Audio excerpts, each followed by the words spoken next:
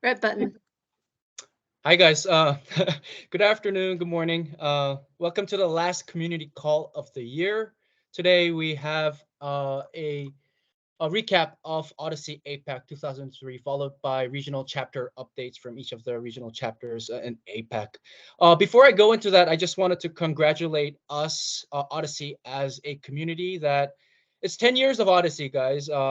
George, he set up the Odyssey community back in 2013. Now we're in 2023. So in the global community call, there was a similar retrospective recap. And there's also a newsletter out there that also overviews the retrospective of the entire Odyssey community in the past 10 years. So I'm briefly going to pop it up here, guys, and also share the link in the chat once people get their presentation started. But this is the newsletter that Craig prepares on a monthly basis.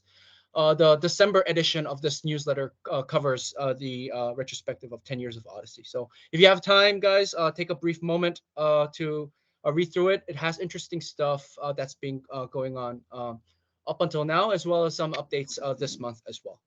So without further ado, I'll go back to the slide and we can Before get you, started. you go there, also on the community call this past Tuesday, they did a, um, a celebration for Odyssey's 10 years. You guys may want to listen to that because there's a lot of discussions there and lots of stories about Odyssey and the people involved and what their experience was.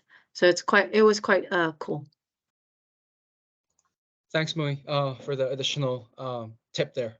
So the first part of today's community call, we'll have Mui to go through the recap of the happenings in Odyssey APAC 2023. So Mui, over to you.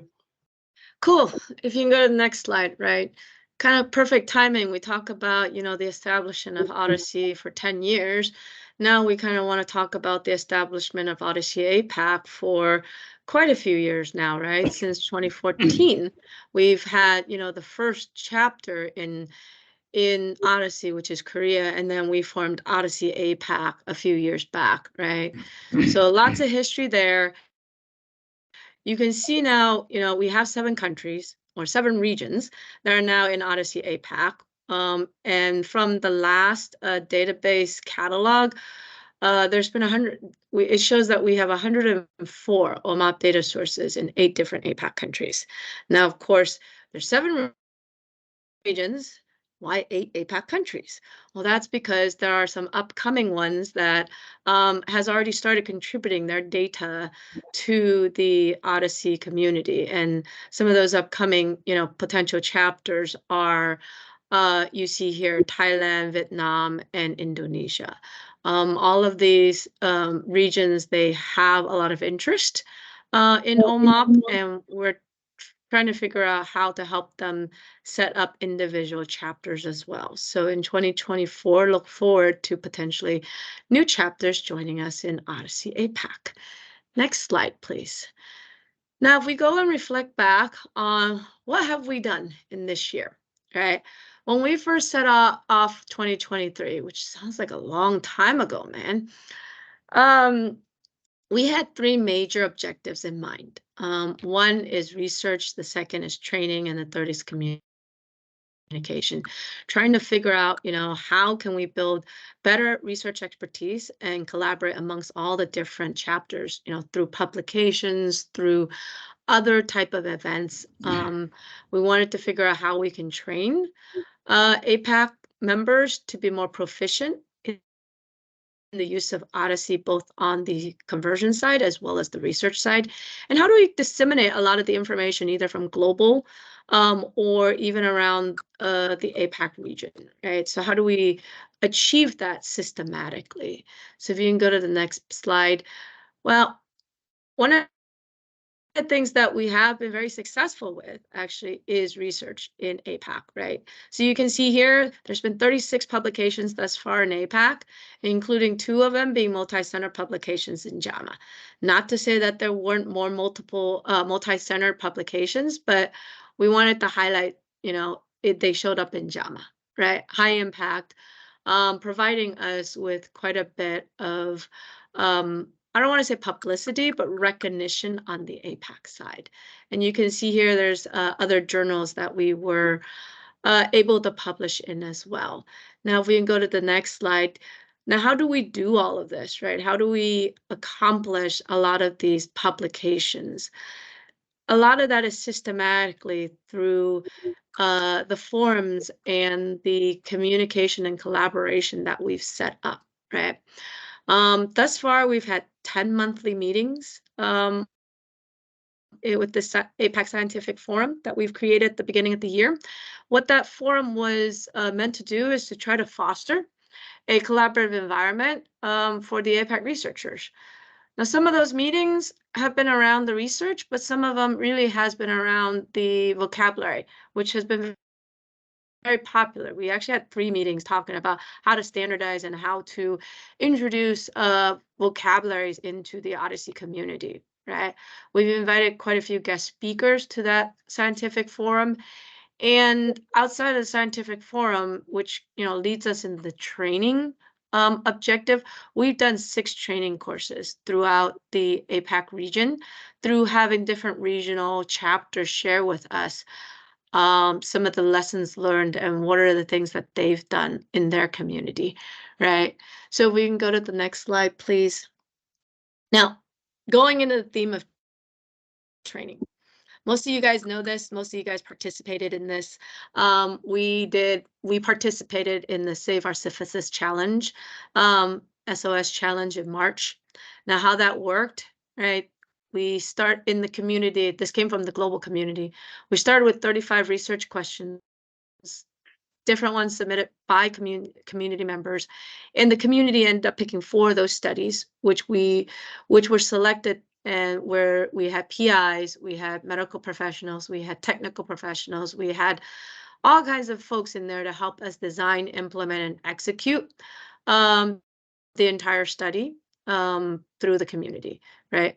Now, fortunately, one of them was actually led by the APAC community, and that was led by, Professor Chan here and also Tyler from Australia, right? It was around fluoroquinolone, and I'm not saying the rest of this because I refuse to say all that out. But how it worked is we did a 9-week tutorial. I mean, each week we had someone, a global expert, and then an APAC expert on this side, teach us how you do a cohort diagnostic, how you ran a certain package, how you interpreted the analysis, right? And through that, behind the scene, the study leads spent a lot of time actually working with the community to ensure all that was ready to go. Now, of course, after the 9 months, we weren't done with that study. We ended up then taking that study and taking it further. And after 5 months, we were able to bring that particular study and share some of those results at the APAC Symposium, right? So it was a great lineup to talk about this particular study at the APAC Symposium, not only about what we did, how we did it, but we also had a panelist of people that listened in on how we did this study and provide their feedback, right? The one lesson that still sits in my head to this day from that particular panel wasn't from our regulator, wasn't from our researcher, and no offense to Chan, wasn't from our researcher. It was actually from the consumer who sat there and said, "That's what you guys said sounded great, but I didn't understand a word of it." Okay. Because a lot of this, and really reflect back at that moment, it actually kicked in, because again, I'm a technical person too, right? I'd said the same thing. I didn't understand a word. I mean, I understood methodologically what you guys did and so on and so on. But as a normal user, I'm like, what the heck does this mean to me? Right? As a normal patient, it really, we didn't disseminate our information well enough where a consumer and a normal patient and a normal person could actually take that information and relate it back to them or relate it back to something that they were aware of. So that was our most important lesson. And I know this lesson was actually not only taken up by me, but others in the community. And we are looking at figuring out what to do with that information and that lesson in the years coming, right? So we can go to the next slide. Now, when we talk about communication, of course, it can't go without saying, having an OHDSI APAC symposium, right? Because that's the best way to communicate and collaborate all of the things that we've learned and understand what are the things that we're going to do in the future. This year, the OHDSI APAC Symposium took place in Australia. It was a 2-day conference, one with tutorials and one with the conference. 110 people attended around the globe. And thanks to, Nicole and team, right? I think we had a very successful conference. And why am I in Shanghai, right? I just want to, also mention that actually this weekend, there's another symposium. So the China Symposium is actually going to be held this weekend, where, again, there will be a lot of reflections upon what are the work that's been done around OHDSI and OMOP, specifically in the China region, right? So I'm looking forward to that this weekend, looking forward to having some collaboration and communication with the different members here in OHDSI China, and learning to see what they're going to do in the future coming up, okay? If we can go to the next slide. Going on the theme of communication, this year we actually started doing the APAC newsletters. Now, we do this on a quarterly basis. I think the next one is coming out this month soon. And hopefully those have been able to bring some insights to folks as to what we do here in the OHDSI APAC, not only to the OHDSI APAC community, but also to the global community. And I've heard a lot of feedback actually from the global community that this newsletter is quite useful, because they, just like us, we don't hear a lot from the APAC side. They don't hear a lot from us they don't hear a lot from us. We don't hear a lot of the global side. They don't hear a lot about the APAC side, right? So getting that newsletter out to them, they actually are able to, through the newsletter, understand a bit more of what's going on. Yes, so you have your hand raised. Yeah, 2 corrections here, Mui. So on my part, to defend myself, the newsletters have been started since last year. Not the sorry, full last year. Yeah, it started last year. And the second not correction is, I guess one comment is that the last edition, so the 4th quarter newsletter, I am aiming for the end of this year, but apologies if this might go into early next year, guys. So I would appreciate your understanding if you don't receive it by the end of this year. So yeah, that's it, Song. You're fired. Oh no, I'm fired again. Sorry, that's an internal joke. Okay, sorry. Yes, we started this since last year. I apologize for that miscue there. But the other thing is, you are here, we have our community calls, right? This year we spent our theme was around training. I don't want to spill the beans on what our theme is for next year. As well as earlier, we talked about on the APAC Symposium, some of our lessons learned. We actually do have plans for those strategic activities next year already, but I don't want to spill the beans, because you got to come to our next community call in January to find out what all that is. Okay, so if you can go to the next slide. I know it is a bit from the APAC side, people are shy when they get recognized for something, but I'm going to keep embarrassing Nicole and Song every single time, every single opportunity I get. Because this is really a major accomplishment, right? Getting that community recognition globally. One, Nicole for the community leadership, and then Song for the community support. It takes a lot. There are only 7 Titan Awards every year, and we took 2 of the 7 this year. So that's quite a majority, right? And it's something we should be very proud of. And maybe we target 3 of them next year. Hey, I'm being too ambitious.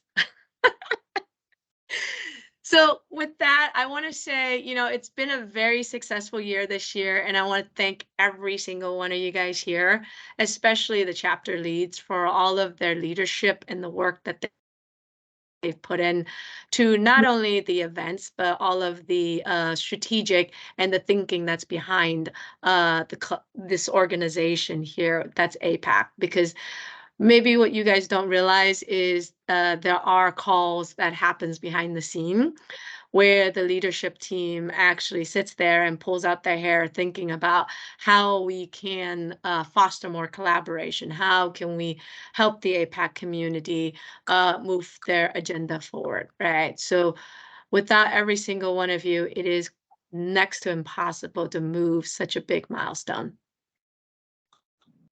Or a big mountain, I should say. It is quite a big mountain. And we've only touched the tip of that mountain, right?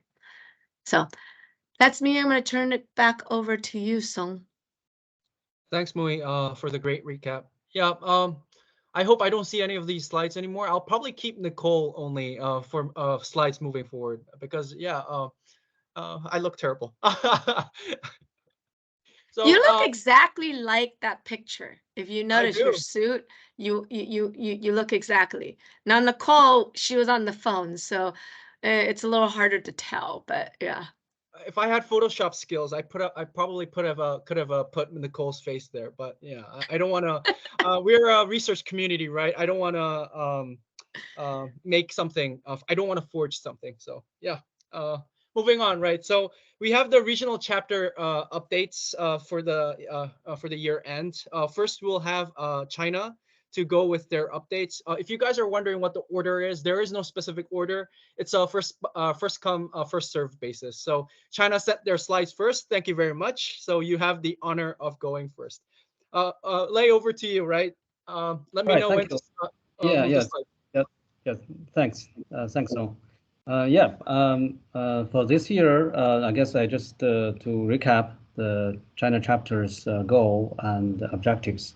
So basically, we try to promote the OHDSI strategy and methodology in China and create collaborations activities to encourage collaborative research among healthcare institutions in China. So I think we have done some of it, but not a whole lot yet. So next slide, please. Yeah, so we try to promote our community. So we have like a monthly lectures. So for the 2023, we have total about 7 lectures. We invited people all over the world. From the first one was from Meng Lingpeng from Singapore, and then Hua Xu from Yale, and then also some people from China, like from Shanghai and other places in China. So that's how we try to make the community aware of the research and OHDSI. Okay, next slide, please. Oh, right. So this is what Mui just mentioned. So this weekend we're going to have this symposium for OHDSI China symposium. Because of the pandemic, we haven't done that for a couple of years, and this is going to be the first one since the pandemic will be live. Will be in the Fudan University in my on my campus. So we have invited Mui. The reason why she's in Shanghai, I think a major reason is she's going to be the key role in this symposium. And also we have Hua. He's right now is in Shanghai as well. So tomorrow we're going to meet both of you in my office, I guess. So and then we have people from different part of China, from prestigious universities like Peking universities, Jiaotong, Fudan, and Xianshan University as well. So and this is going to be, I think, by right now is probably more than 100 people registered. I think at the time, what we expect this weekend, going to have probably 200 people will be attend this symposium. And before the symposium, we have a training course for a day, but because of the limitation of the classroom we booked, it's only 50 people can attend the training course. But actually, the demand is much higher, and there are more people wanting to attend the training. So that means there are more and more people aware of OHDSI. And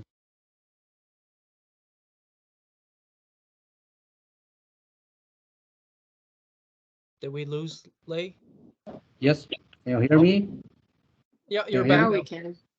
Oh, so where I lost. You were talking about the tutorial that you have more and more Like that. people. Or many people this tutorial. Oh, many people. So yeah, we have about 100 people registered, but we expect probably 200 people going to show up in the meeting. We have a training course before the symposium, and the training course the limitation is 50 because of the classroom limitation, but there's a lot more people interested. So unfortunately, we have to make some people probably next training course. So that means there's a demand. There's quite a lot of demand in China try to learn this OMAP model, and we're thinking to make it regular. Maybe we can talk about this strategy, during our closed door meetings with MUI and other community leaders to talk about next year's plan for training. So there are more people, definitely there are more demand for training. Oh, next slide, please.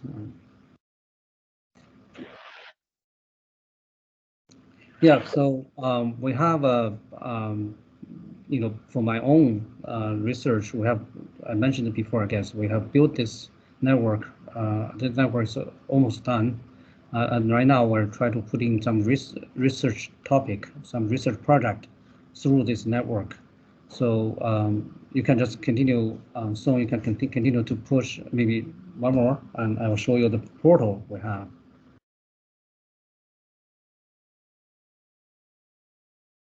You just click once. Oh, yes. So we have a portal which can show the basically to show the different hospitals the data, summarization of different hospitals data. This is just it's not real data yet. So we will have projects coming through this data portal, and to have at least 6. No, I think right now probably at the beginning it's 4 hospitals affiliated with Fudan University. Could have their projects put online. Next slide. So for this portal, you can see the different hospitals data, and also you can dive in to see each individual hospitals their data. And next slides. Yeah, and then you can we do give the people some like a snapshot of the data, what the data looks like. How many, what the parameters, what the format. So that's, and we suppose all this data have be in OMAP model, and it just right now we're building we're starting some projects like starting from, have to be multi-centered, not only one hospital, but at least more than 2 hospitals for the project. So that's what we plan to do next using this network. So that's all. Okay, thank you. Thanks, Lei, for your presentation. We look forward to hearing more about this platform of yours and more hospitals coming on board this platform. Thank you. Thank you. There was a slight spoiler. I misclicked. We have Jason coming up next with his updates from Taiwan. So, Jason, over to you.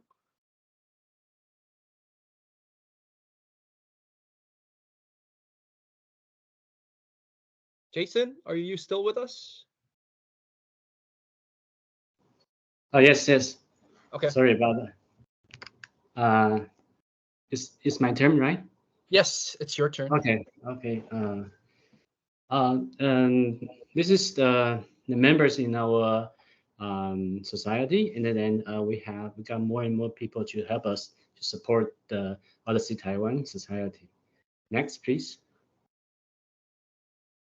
Yeah, this year we have some promotion. We went to hospitals, we went to several industry, pharmaceutical companies, and also society about the medicine.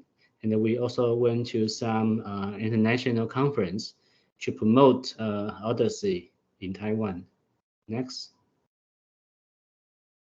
And this is one of the big conference in Taiwan, which is the Health Big Data Seminar in Jiayi, and we got a lot of people and to share and to discuss about the big data.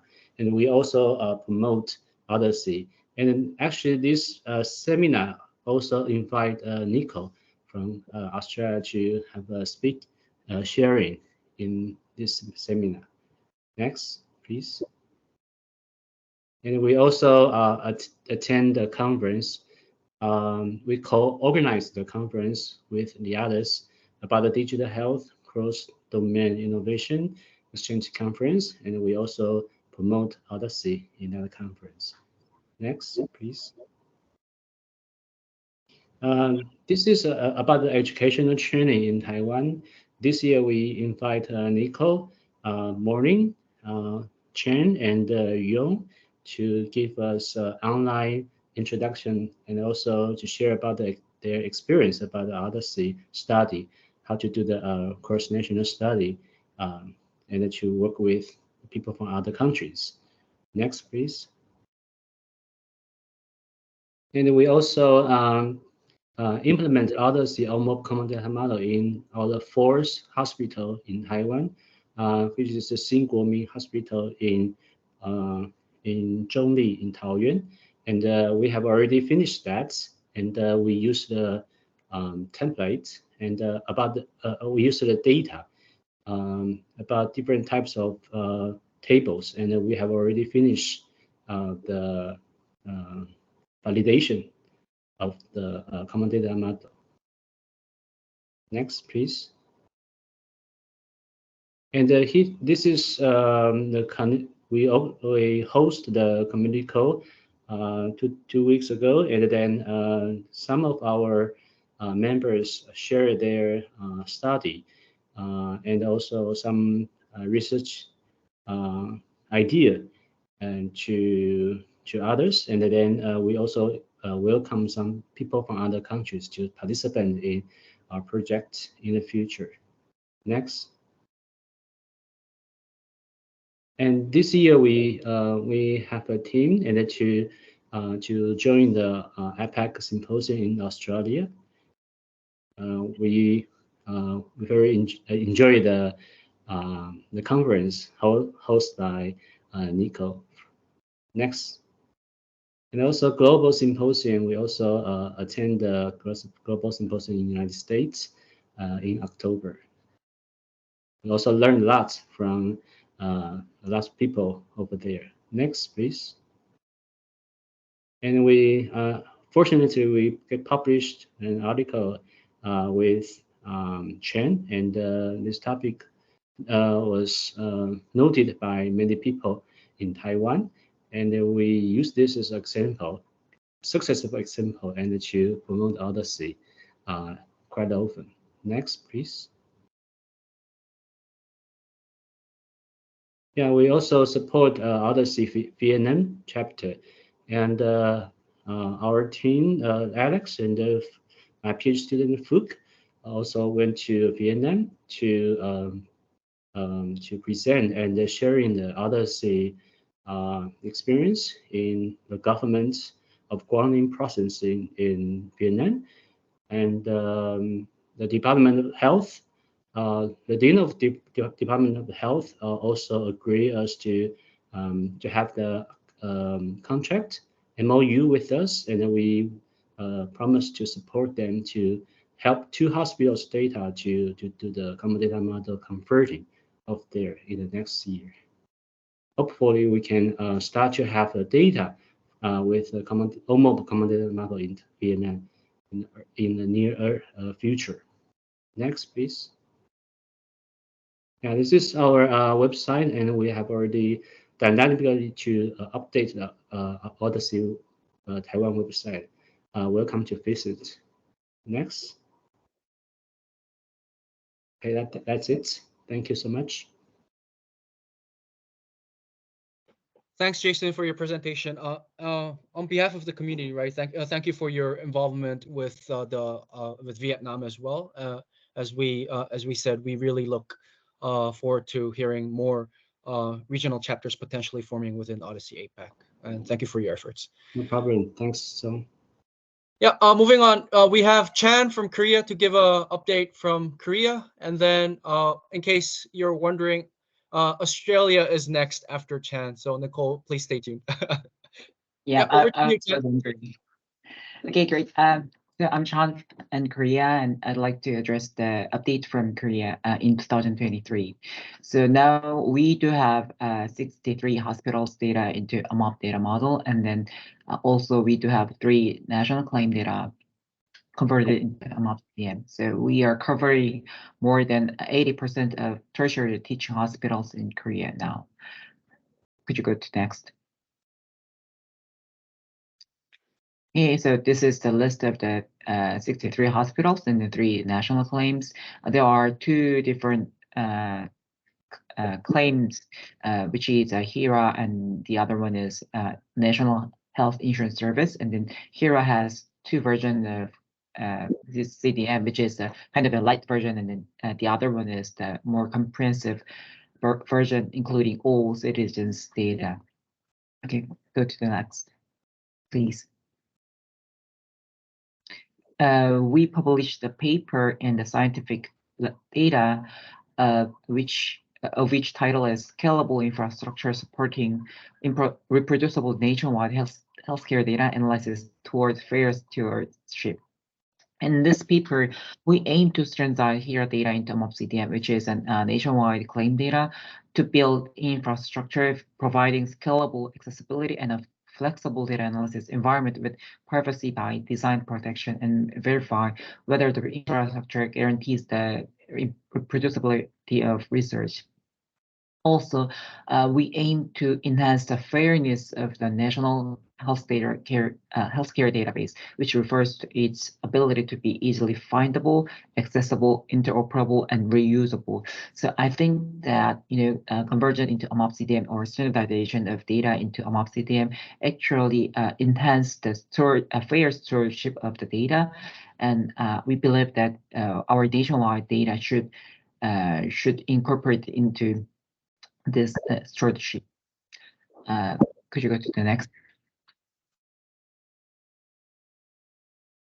And we in Korea, we do have research border region, which means that mutual cooperation agreement for multi-center collaborative research using a MOP CDM. So if you have an IRB approval or exemption from the one single center from 32 hospitals listed in this slide, then you don't need additional IRB for other hospitals' data.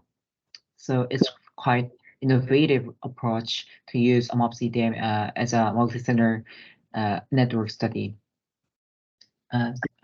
Next, please. Yeah, we do have several events, educational events, including seminar and tutorial, and teach how to write a paper or how to use a MOP CDM in the research. Next, please.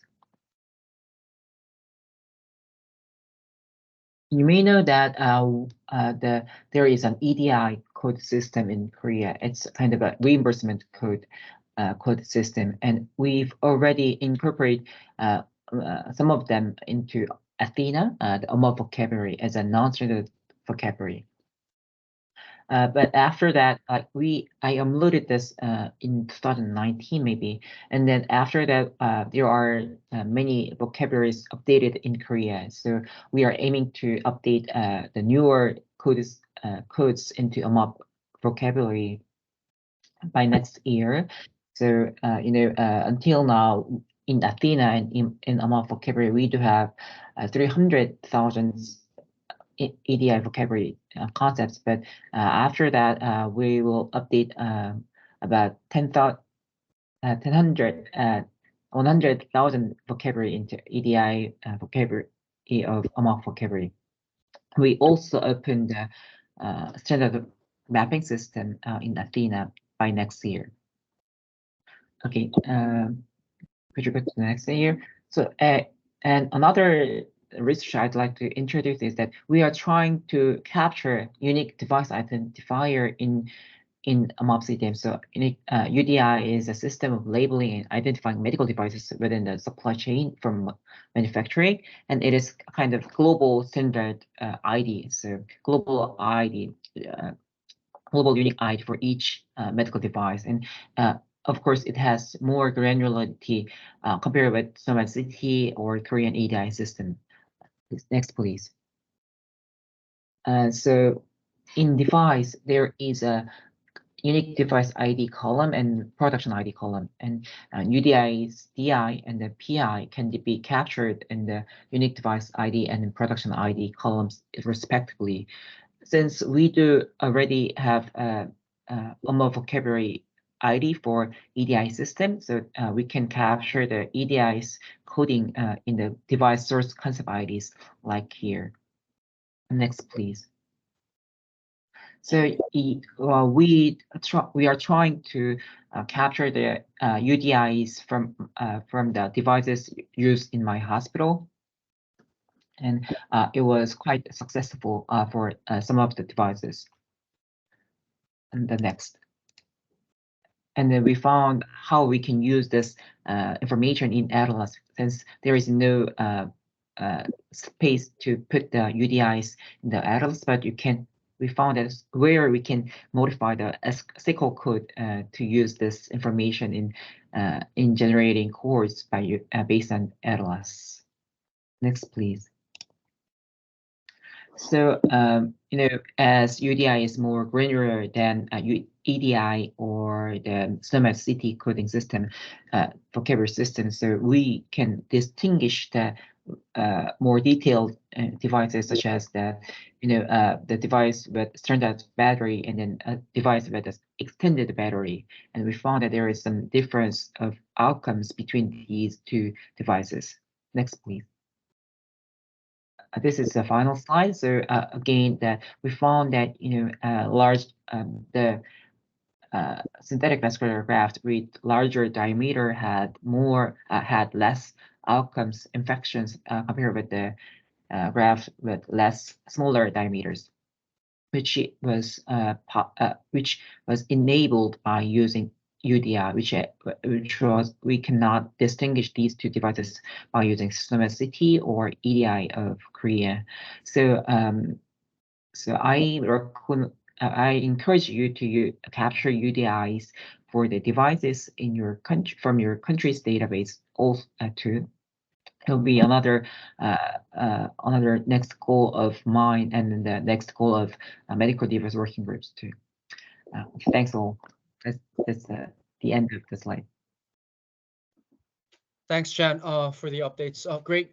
I think great contribution with regards to the UDI codes for devices, right? So maybe we can scale it up to the global folks, the entire community on taking this approach. So we'll continue to hopefully to hear news on this moving forward. And next we'll have Nicole to provide updates on Australia. Over to you, Nicole. Excellent. Thanks, Song. Hi, everybody. I'll give you a bit of an update on OHDSI Australia and where we've been and our goals. But coming straight after Chan, I think one of the goals of Australia will be to be just like Korea.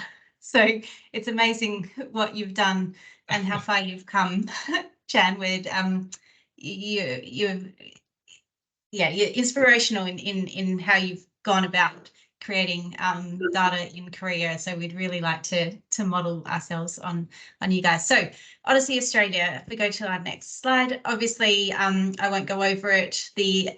One of our main activities this year, of course, was the symposium. If you haven't looked at all the videos, they're all available online. So go and have a look at that. What we also did this year was create a training resource based on the tutorials that we had on day 2. And that was funded by the Australian Research Data Commons. And we got some funding to do that. And Roger Ward, I'm not sure if Roger's online, but and I put all of this together for that purpose. And it's a really good training tool that people can go through, and we've got learning objectives, and we've got lots of different resources and things and links to other information, and it takes you right the way through the Sisyphus challenge. So you can go from the very start to the very end through this sort of interactive tutorial. So again, that's all online if anybody would like to have a look at it. So click the next button. So really that goal for us and our goal for 2024 is to expand those training opportunities and resources that we have available for folks in Australia, specifically where there are, Australian things that we need help with, right? Our own vocabularies, there are our own ways of dealing with the healthcare system and how that data is collected and represented in our data set. So our goal is to really kind of move that all forward and train up some young researchers here in Australia. So next slide. Another thing that we did this year on the back of the symposium was to have another symposium, a full day, 2-day event actually, which was led by the University of Melbourne and Graham Hart. Again, I'm not sure if Graham's online, but Graham really led this, and it was really to bring together people who were interested in doing analyses of medical health records. So hospital kind of folks who would like to have their data translated and use it for their research and for clinical practice. So that was a 2-day workshop and really got into the nuts and bolts of what OHDSI can do for EMR data. And on day 2, there was also lots of discussion on use cases for the use of those data and how they might help understand practice and generate research. So if we click the next button, I think I've got. Yep, so the goal for 2024 for us is to again expand this whole community of practice in the translation of EMR data to OMOP. And one of the things that we're really trying to do is understand what software systems and vendors of the EMR records are in Australia. So all hospitals in Australia use very different software systems, but there are groups of hospitals that use the same software. So if we can start to, share that translation of, particular software vendors' data into the OMOP, then we'll start to get more and more, uptake across the different states, which all use different software systems. So if we go to the next slide,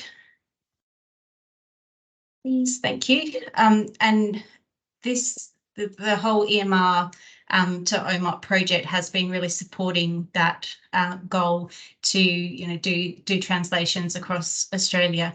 And again, this is led by Dougie Boyle and Roger Ward, and looking at, really sharing these translations. One of the things we've done, which was great this year, was to publish a paper on the governance, so data governance across the different EMR systems and how the governance can help, really facilitate the analysis and generation of research from these data sets. So this paper is published in open access, but we've got it under review at a paper at the moment. So this is our first kind of collaborative research publication. So we're very proud of that. And thanks to Christine, who led that. So next slide, please. Okay, so of course, generating the evidence is what we're all really aiming towards. We do all this translation, but we do it for a reason, and the reason is to generate the evidence. So this year we've been involved in a few different studies along the way. The Sisyphus challenge, of course, multiple sclerosis, which we're kicking off again. But we've also been involved in methods research. So, looking at whether we can design, different methods and validate different methodologies. And we're next year going to focus on prevalent new user studies and how they can be applied in the common data model. And one of the outcomes of the Sisyphus challenge was really this idea of heterogeneity across countries and how we can do more research on reasons for heterogeneity and understanding heterogeneity. So again, for me, I think that's, one of the things that OHDSI APAC can really, make strides in, because we have such different populations, and understanding those differences really helps us to understand the, the clinical interpretation of our results. So next slide, please. So, okay, the goal is to increase our presence in those studies. Now, the next slide. So, Mui, this is absolutely one of the biggest things that came out for me as well from the symposium. And what we have done is, just in the last week or so, created a new work group called the Evidence Translation Work Group. And this work group will be to actually try to facilitate research or understanding of how we consume evidence. So, and that those consumers could be patients, clinicians, regulators, and us ourselves as researchers. Like, how do we actually get the evidence that we generate into the hands of people that need that evidence to make a decision? And the how do we get it into their hands is, how do we actually translate it so that it's understandable, that it is digestible, that it can be, palatable, all those things.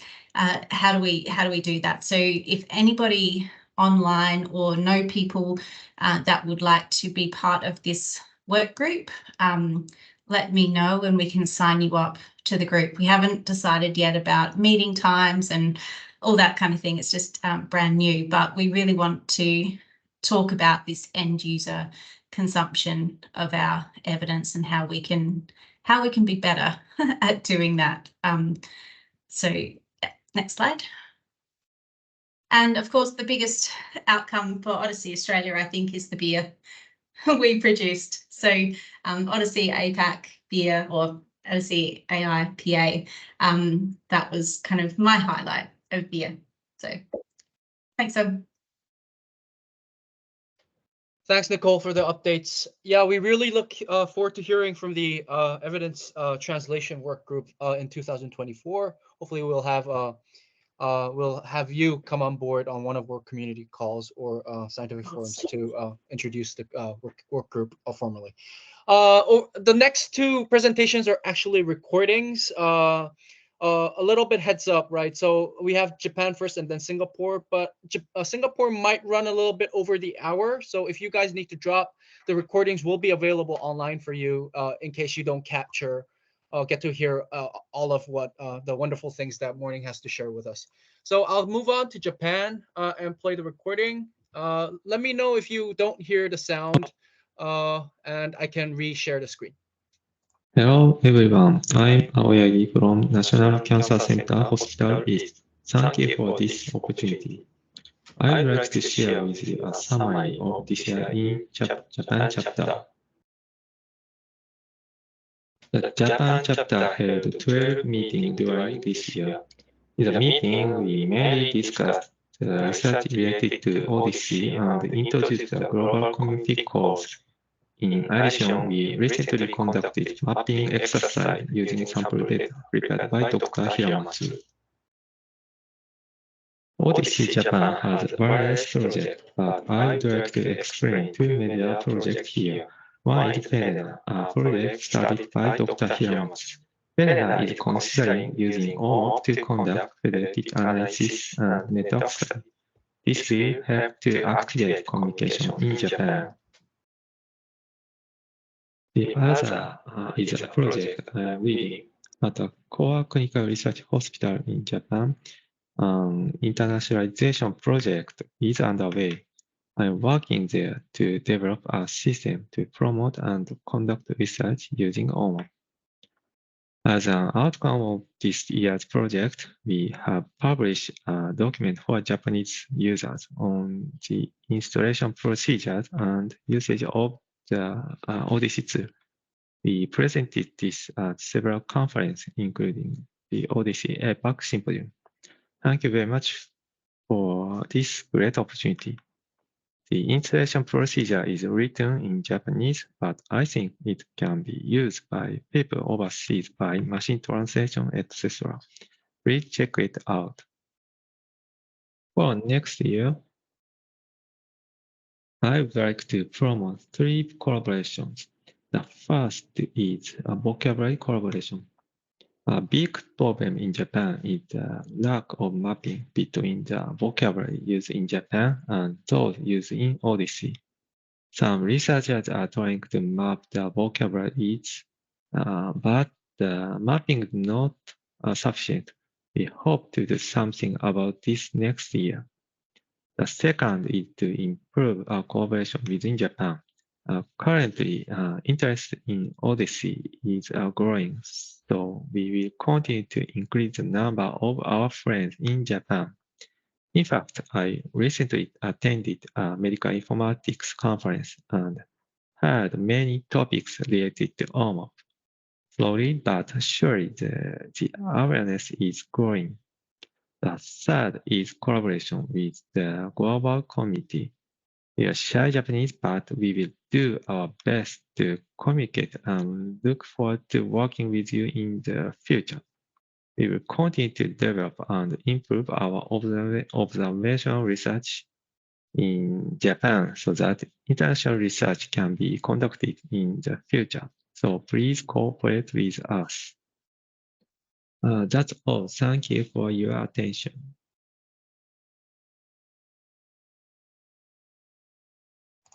All right, I'll go right ahead to play morning's recording. Good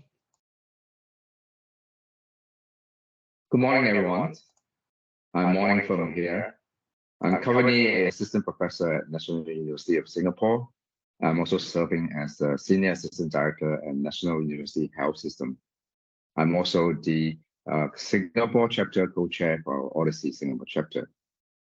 Today, unfortunately, both me and my co-chair, Professor Nyam from NUHS, both of us are traveling, so we are unable to present to you live. Therefore, I'm representing the team to present to you the updates for OHDSI Singapore chapter for 2023 through a video recording. Okay, so continuing our work in 2022, in 2023, many researchers and institutes in Singapore, we continue our mapping effort since 2021, actually. We have already finished the mapping of demographics informations, diagnosis, medications, and lab tests. What has been outstanding now is the procedures, surgery procedure codes in Singapore, where uniquely that we have our own national procedure code. So it may take a little bit more time for us to finish the mapping to the OHDSI OMOP Common Data Model Dictionary. Harmonization across all research institutes that are joining this effort is underway. As mentioned or shared in our last year's update, our Ministry of Health have launched a national clinical data research platform called TRUST. And therefore, we are the entire country, all the research institute, we are indeed trying to integrate all our research data under this platform TRUST. And not just the data, even the mapping scripts and the standards and the documents, we are all centralizing it and integrating it and sharing with all the institutes under the TRUST platform as well. So in our country, we have multiple large data groups that are undertaking the mapping effort now. This project includes, besides S300K, Attract, SingCloud, and Gusto. I'm going to share the details of these projects later. I want to mention here is that our researchers have been very active in the OMOP genomics and oncology workgroups as well. From the genomic concepts, we have decided as a country, we aligned our definition to the GA4GH consortium standard. I've been having conversations with our OHDSI oncology workgroups I do know that our teams have been having very active conversation with the GA for GH team as well in future. We would like to join some of this conversation as well. Because by end of 2024, we do plan to finalize all the genomic concepts by that time. It's quite an ambitious target. We are working towards that.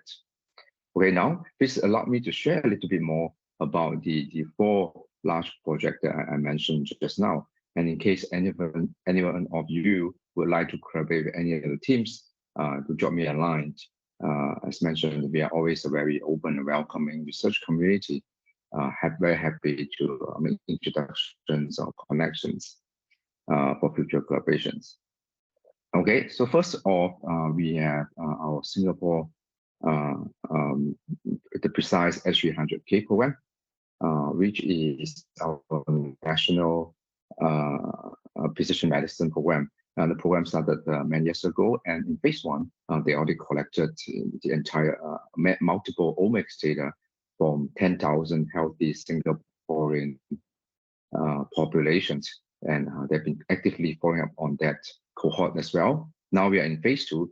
In phase 2, our target is to sequence for 100,000.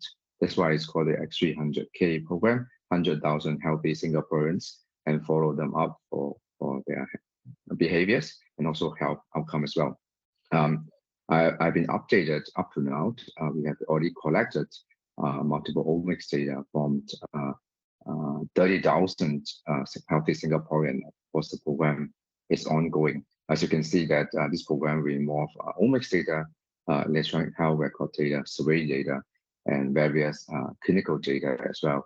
And therefore, the team actually led by both ASTAR and also our SingHealth organization actively mapping the data onto the OHDSI common data model. And the next program is a program led by ASTAR as well. It's called the ATTRACT program. It's a network cohort study focusing on cardiovascular disease. The program aims to find out factors or risk factors that may lead patients suffer from cardiovascular disease for progression from disease to heart failure. Again, this cohort includes very deep collections of data, all the way from electronic medical records, image data, to their genomics data, including their behaviors data as well. And the third one, we have the SingTalk data, another cardiovascular database. This one particularly focusing on the electronic medical records from patients that suffers from any cardiovascular disease in Singapore. And last but not least, we have our gastro and special data set, Singapore's largest and most comprehensive above cohort study. The study has been going on for more than 10 years. We have over 1,000 participants at the moment, and for the longest participants, I believe we already follow the mother and also the trial for close to 16 years. And for this cohort, some of you may not be strange to it at all, because Mukesh, and both Mukesh and Cindy, who have been very active members in the OHDSI community. They are indeed the leaders, one of the leaders in this cohort. Mukesh, very proudly, who was my PhD student after he graduated from my lab, is now the data manager for the gastro cohort. Together with Cindy and the team, Mukesh, they created a data catalog and data vault to organize and integrate all this data under both gastro and special cohort, and they are undergoing the effort to map everything under the common data model. They've been presenting their work in both the OHDSI APAC symposium and also the global symposium, very actively calling for collaborations around the globe for anyone interested in similar above cohort studies. So if you have any questions, please do reach out to Mukesh or Cindy. All right. In addition to Mukesh's study, great thanks to Zhongsu for involving us in his data quality assessment study. Also, very glad that we jointly published an abstract in recent AMIA. we have very happy to continue support the study and do look forward to the publication soon. Yeah, we do our best to support the study and contribute data and results as much as we can. And next, great thanks to Tant, again, as always, being a leader in the APAC community, leading this study on temporal effects of the pandemic. And for our particular subgroup, we focus on the diabetes. And under Tant's supervision, with me and Yi from our lab, we are very happy to produce an abstract in our APAC symposium as well.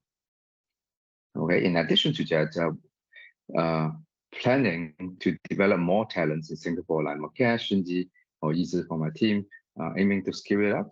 We are continuing the recruitment for a Master of Biomedical Informatics. And this is cohort for 2023. We have close to 100 intake this year due to popularity. And why this master program is very relevant to OHDSI is because this program will be taught personally by me and Professor Niam, both the chairs of Singapore chapter. And during the master program, there's one semester course that will train all these students on OHDSI common data model, everything from the concept, from mapping, and from the conducting the studies and all the tools downstream. Right. Our plans for 2024, of course, we'll continue doing what we're doing, as mentioned above, to finish mapping in our national level, join as many studies as we can.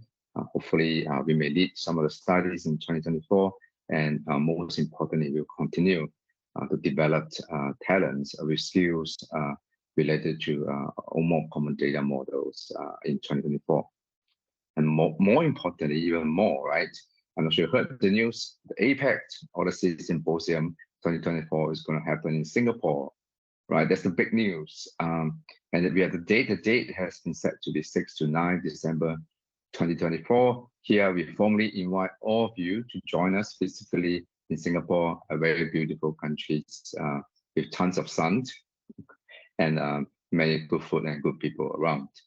Okay, in our APAC Symposium 2024, we decided to kickstart everything with a tutorial first to warm up the crowd, and also to provide trainings for researchers in the regions that may not be that familiar with OHDSI common data models and related technologies yet. And then we formally get the program started on Friday, actually, during that week with our formal symposium. We expect close to 800 to 1,000 participants turning up for our symposium. And I'll tell you how we can make that happen. And then after that, something slightly new compared to the previous symposiums is that over the weekend, we plan to organize a datathon where teams in a mixture of physicians and data scientists will form a cross-disciplinary teams, and then we will provide the teams with data sets from Singapore or from the region.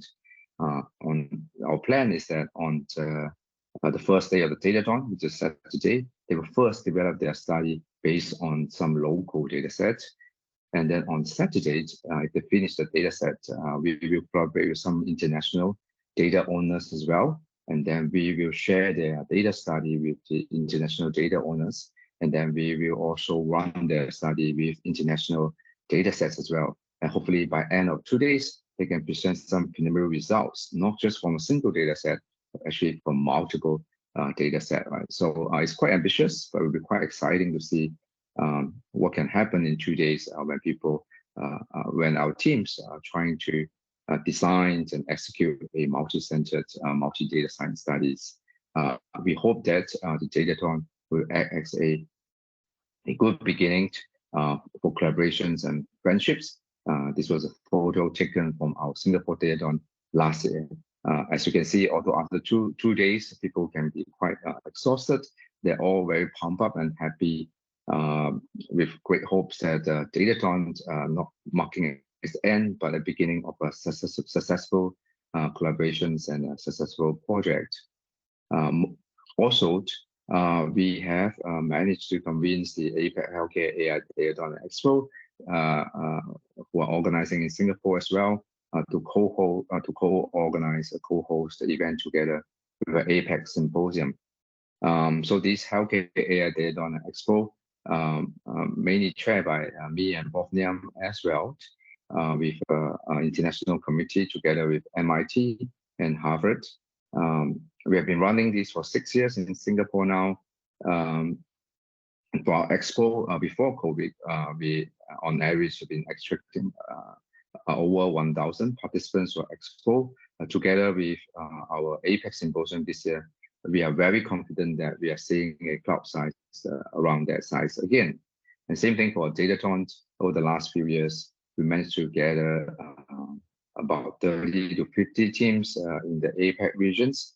Again, this year, joining force with our OHDSI APAC Symposium, we do believe that we are going to extract even more teams or same scale of teams participating in Datathons as well. And of course, we organize a bunch of workshops in addition to our OHDSI tutorials. We invite our industry sponsors, including NVIDIA, AWS, Microsoft, Google, to share some technical workshop as well. And for this year, we are not surprised to see a lot of large language models workshops sharing from all these technology leaders, right? So most importantly, right, in addition to all the good people, good workshops, and good networking opportunities in the symposium, Singapore is also very famous for the good food. Here we have our famous chili crabs, our national dish in Singapore. If you're not a fan of seafood, then our chicken rice is also very good and delicious.